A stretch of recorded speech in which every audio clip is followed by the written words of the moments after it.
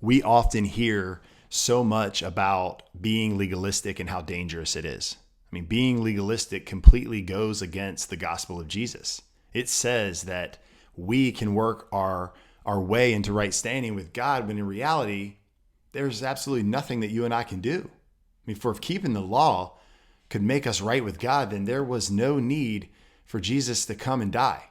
I mean, to nullify grace would be to put one's trust not in salvation as God's free gift, but in one's own efforts. And to do this is to reject grace altogether, and relying on one's puny effort means to reject the grace of God. I mean, if this was true, then Jesus died in vain. You and I, we need Jesus' works to make us righteous. Nothing we will ever do will make us right. So a picture that may help you understand this better goes like this. God gave the law to Moses originally as a railroad track to guide Israel's obedience. So God's law was our moral compass. I mean, it gave us direction. So it was Moses coming down this mountain to deliver this message to the Israelites. The engine that was supposed to pull a person along the track was God's grace. I mean, it was the power of the Spirit. It was God saying, follow my ways and I will lead you. And the connection between our car and the engine would be our faith. So God was saying, your faith in me will lead you to salvation. And this faith was to be genuine faith. It was to be actionable faith.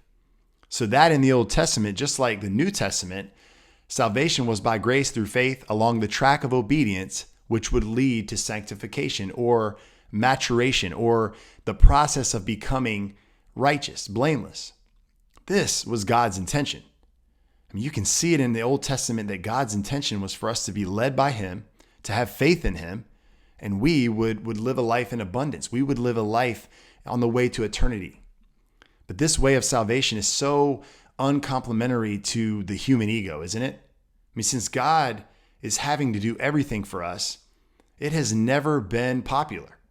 Then and still today, we love to do things independently of God.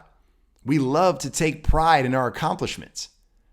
The Israelites back then twisted what God intended, as well as the Pharisees and many other Jews along the way. They did a really amazing thing. They took that railroad track that God intended, those rails, the ties, those nails and all, and lifted it up on end, leaned it against the door of heaven, and turned it into a ladder to climb. This, my friends, this is the essence of legalism, making the law into a long list of steps in which we use to demonstrate our moral fitness to attain heaven. So, as long as you are trying to earn your way to God by the works of the law, you cannot have a close relationship with God. The closer you try to get to God by works, the farther you drive him from you. I mean, there are two possibilities in religion.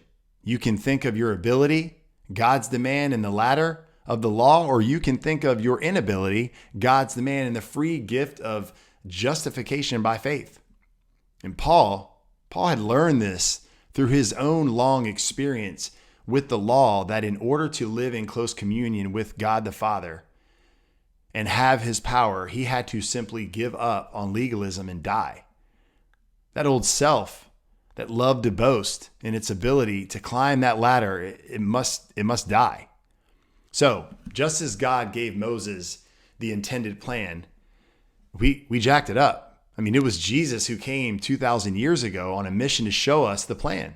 I mean, it was Jesus who preached that great Sermon on the Mount and explains God's heart and intention for his creation in person. God came in the flesh. It took God coming in the flesh, and it's Jesus that fulfilled this law through his life, through his death, through his resurrection.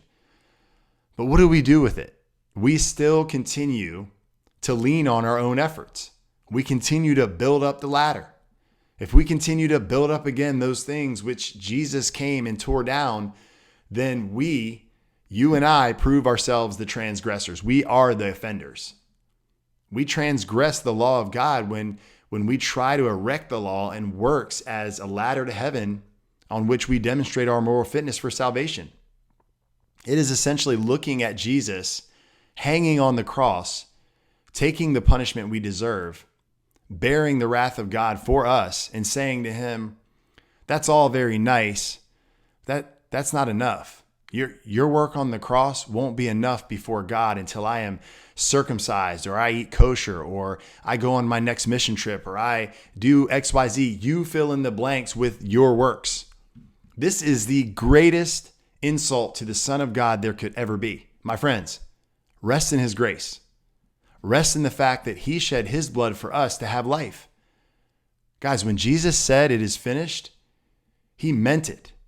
It is finished.